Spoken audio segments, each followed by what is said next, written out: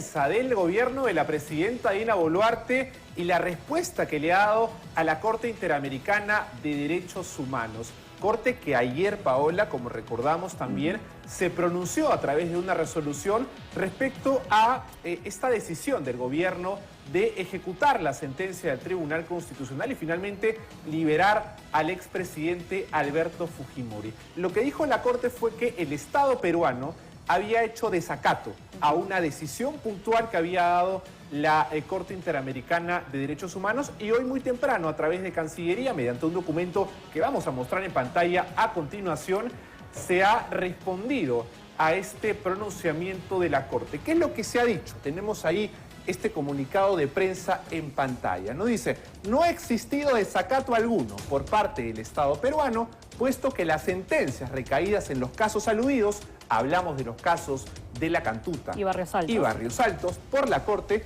han sido ejecutadas y se vienen implementando dentro de los parámetros de los instrumentos internacionales de los que el Perú es parte. Claro, lo que había dicho la Corte, Paola, y para que los televidentes también lo puedan tomar en cuenta, es que el Estado peruano se abstenga, ¿no?, de ejecutar cualquier sentencia respecto al caso de Alberto Fujimori. Pero lo que dijo el gobierno de Dina Boluarte era que no podía desacatar una orden que había dado el Tribunal Constitucional. Hablamos del máximo intérprete de nuestra Constitución en el país. Hay más en este comunicado, ya para terminar nada más, la última parte, ¿no? El Estado peruano presentará el informe de cumplimiento que solicita en la mencionada resolución la Corte, argumentando su posición y con la fecha que vence el 4 de marzo del próximo año, que es el límite que ha puesto la Corte para una respuesta oficial. Claro, para que puedan enviar un informe argumentando que no ha habido desacato en la liberación de Alberto Fujimori porque se hizo caso a lo que mandó el Tribunal Constitucional.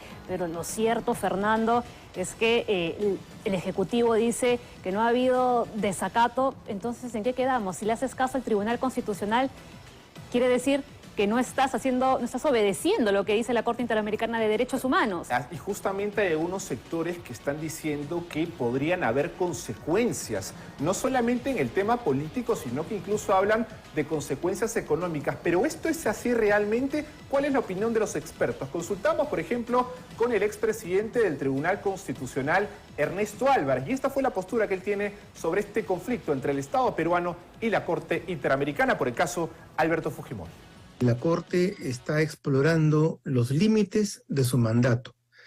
El presidente de la Corte, por muy respetable que sea, no tiene la capacidad ni la atribución normativa de disponer una orden a un Estado para que haga o deje de hacer.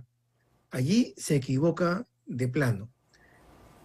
Bien, la postura del expresidente del Tribunal Constitucional, Ernesto Álvarez, es que el Estado peruano hizo bien en obedecer lo que dijo el Tribunal Constitucional. Sin embargo, queda la duda de lo que pueda pasar aquí en adelante. En lo inmediato, según hemos podido conocer, lo que haría la Corte es informar a la Asamblea de Estados Americanos la decisión o este desacato que habría cometido el Estado peruano, y ya sería la Asamblea quien finalmente tendrá que pronunciarse también sobre este caso.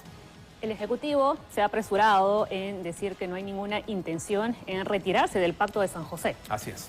Así es. Ayer justamente la presidenta Dina Boluarte dijo que no había, digamos, ninguna motivación de parte de su gobierno para retirarse del Pacto de San José y en consecuencia también de la Corte Interamericana. Lo cierto es que van pasando los días, Paola, y se van haciendo este tipo de pronunciamientos, comunicados, y finalmente esto va a tener que quedar, según hemos podido conocer también, en manos de la Asamblea de Naciones Unidas. Vamos con otro tema.